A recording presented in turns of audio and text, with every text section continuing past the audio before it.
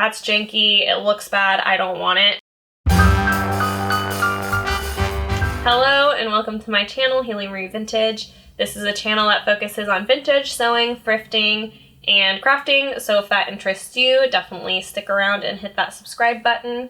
This video is all about my sewing projects for the last 2 months. I have been doing a lot of hemming, and a lot of the hems are actually pretty complicated or just generally more drastic, so I wanted to show those and like kind of show the inside and how it looks, as well as like how I did it, even though I will not show you the actual sewing process, even just telling you like it's a double turn hem, or like I cut off the ruffle and then I put the ruffle back on after moving the dress up.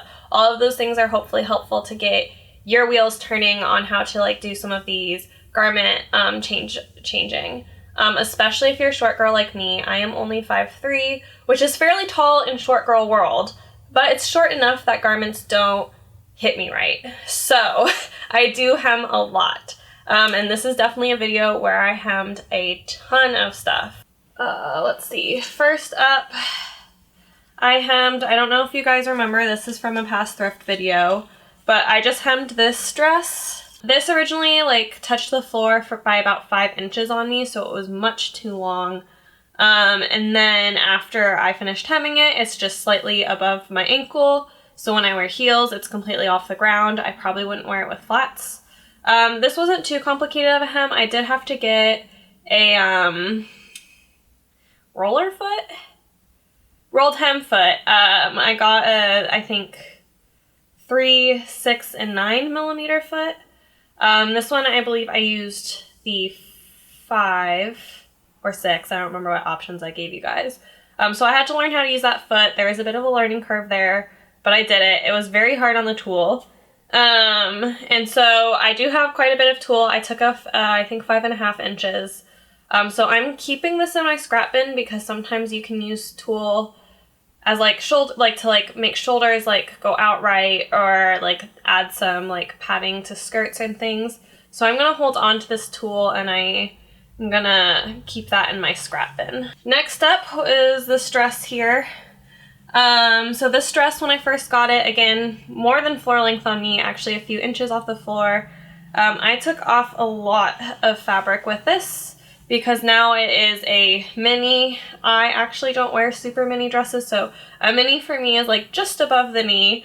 So it'll be an actual mini on some people.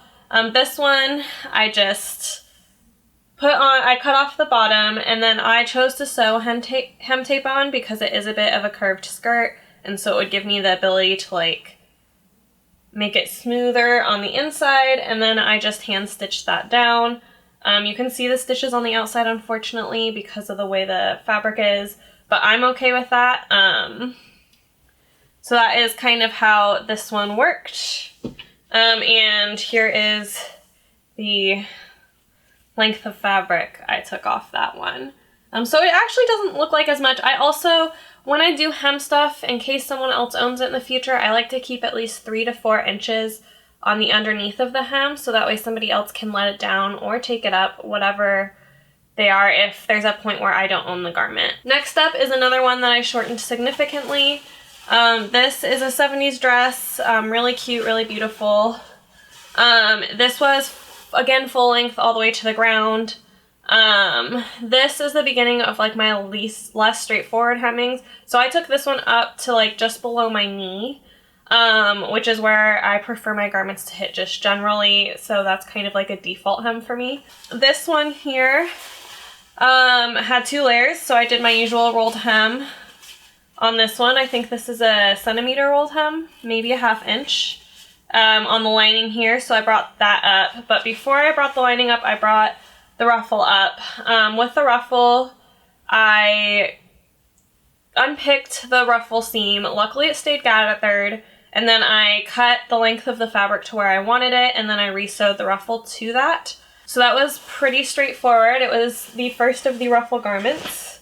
And I took off a pretty good yardage. The other perk about this is there were actually quite a lot of stains among like the in-between hem, so I took off this much, and there's like some good gross stains along this length. So it double served the purpose. I didn't have to work on getting the stains out, and I got rid of it.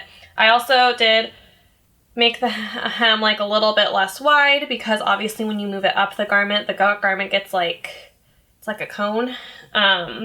So I do have length from that. I will keep the cotton material from this because I think it's really beautiful and I could use it like as ruffles or like to accentuate pieces on other garments. The lining, however, I will not be keeping. I found this material really gross and I do not enjoy it. So I will not be keeping that. Next up was another ruffle hem. This one, again, pretty far on the ground. I took this one up to just above my ankle and I did the exact same process. I unpicked the seam holding the hem to the garment and then I cut off a little bit of, it was like, I think this looks like what, about 5 inches, 6 inches of fabric, and then I sewed the ruffle back in. So now it hits me just above my ankle. It'll hit a little higher if I wear higher heels with it, but this one I'll probably wear just like normal sandals with.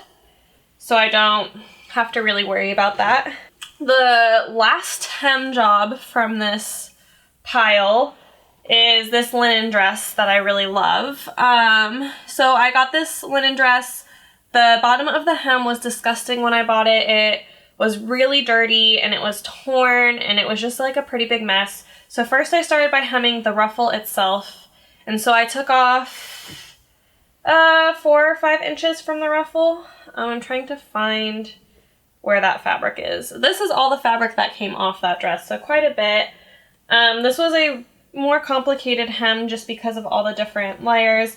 But basically I took off, I think like 3 or 4 inches off the bottom of the ruffle.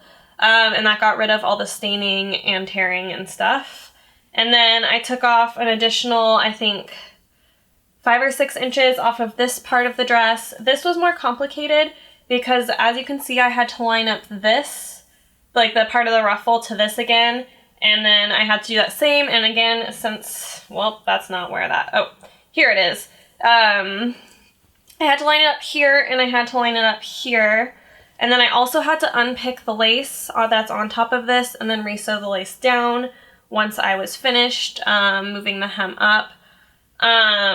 This was a lot of work. It took a lot of time. I think it took me almost a day just to hem this dress. Granted, I'm a little bit slow because I'm new at sewing, but it did take a while and I just had to be super careful about, yeah, keeping all the like really cool features of this dress still in the dress. So I had to sew the ruffle back up over here after like figuring out the measurements of what kept this from being like that differentiated ruffle. This was the second ruffle I tackled just because I knew it was going to be complicated.